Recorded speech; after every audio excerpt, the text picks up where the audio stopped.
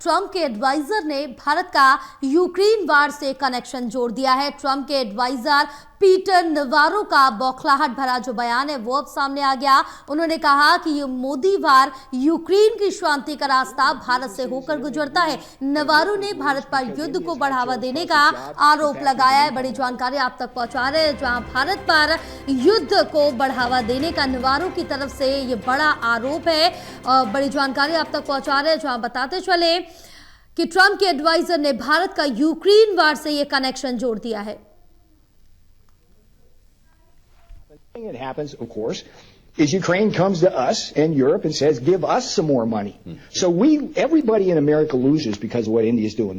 The consumers and businesses and everything lose, and workers lose because India's high tariffs cost us jobs and factories and income and higher wages. And then the taxpayers lose because we got to fund Modi's war, okay?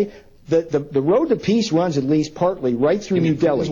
I mean Modi's war. Because the road to peace runs in part through New Delhi. I mean, that's a lot of money. It's a lot of money. It's a lot of money. But there are some who say that it happens, of course. चलिए प्रदीप हमारे साथ लगातार बने और जानकारी लेंगे। प्रदीप, जिस तरह से देखें कि लगातार यहाँ पर अब भारत और अमेरिका के जो रिश्ते हैं उनमें तल्खी साफ तौर से देखने को मिल रही है, और इसी कनेक्शन को लेकर अब जो ट्रंप के एडवाइजर है उन्होंने भारत का यूक्रेन वार से अब कनेक्शन जोड़ दिया है।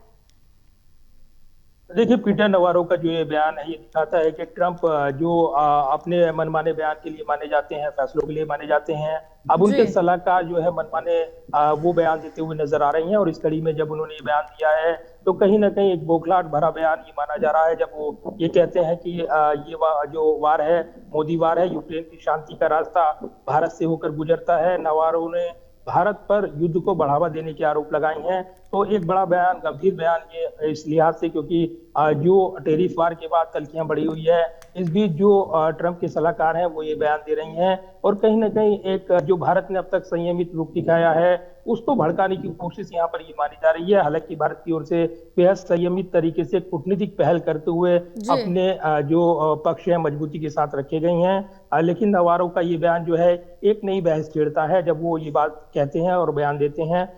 इससे पहले हमने देखा है कि टेरिफ वार को लेकर जो विदेश राज्य मंत्री हैं कीर्तिवर्धन सिंह, उनका पहला बयान देखने को मिला।